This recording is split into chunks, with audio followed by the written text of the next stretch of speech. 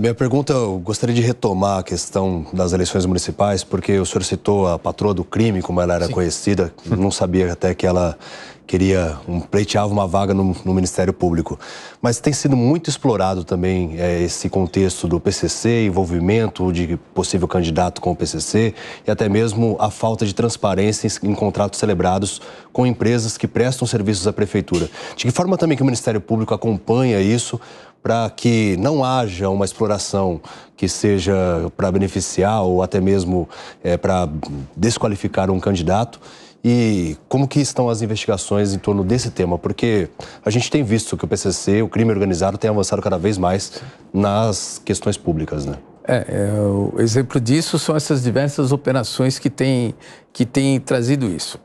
Na operação fim de linha, o êxito daquilo lá foi que foram colhidos inúmeros documentos, inúmeras informações que estão sendo analisadas por diversas equipes para que hajam os desdobramentos e se verifique efetivamente como que eles puderam ter acesso àquilo e qual foi o modus operandi para aquele ingresso.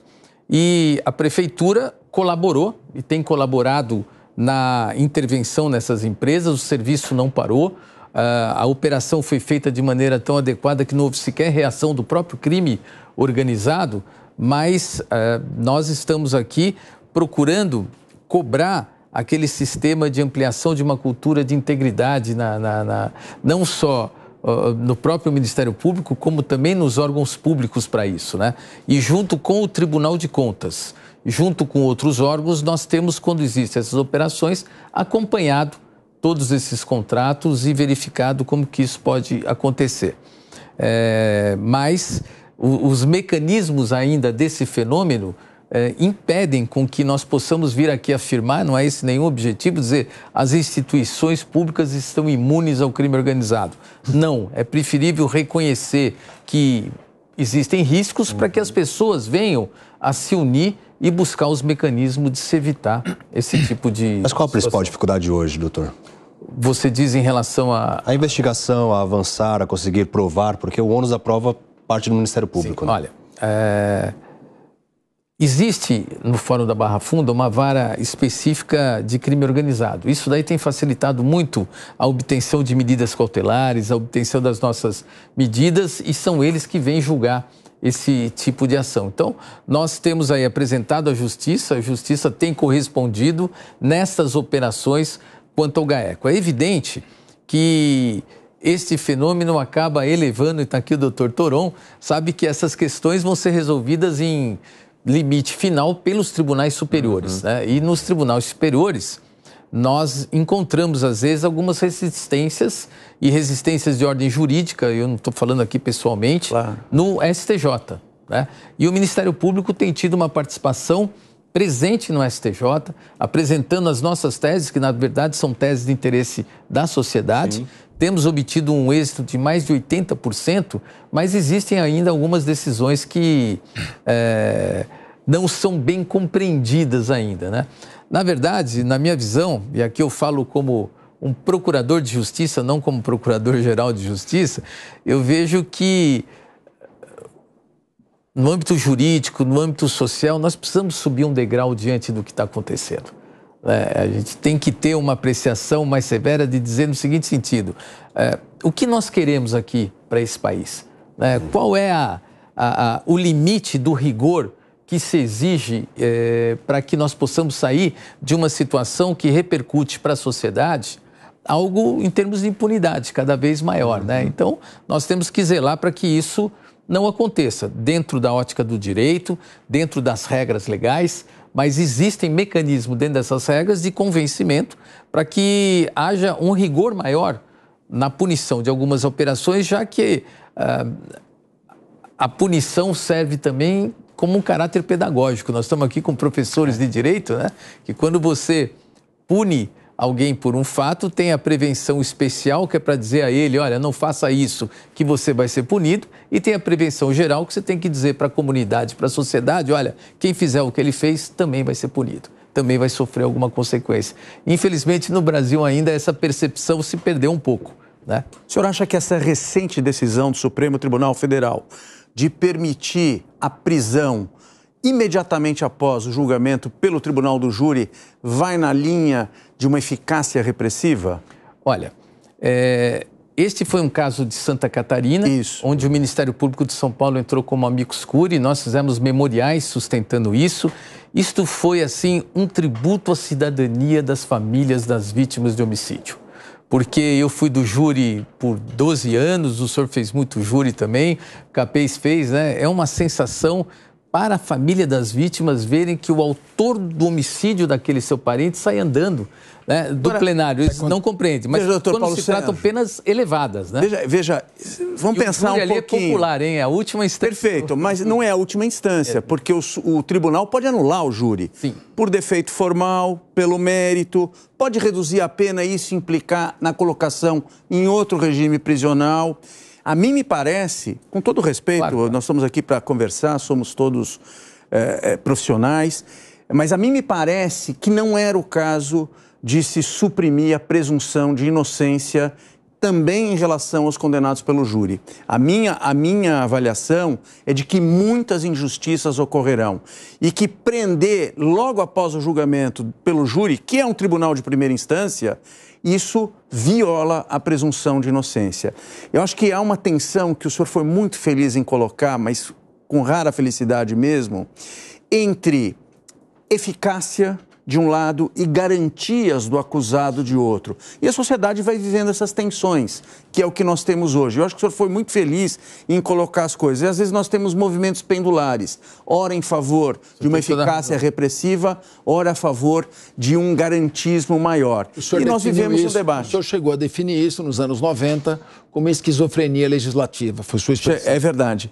Doutor Capês, eu peço que Vossa Excelência não me chame de senhor, que envelhece demais. Então. Nós somos amigos de longa data, eu tenho uma admiração pelo seu trabalho enorme.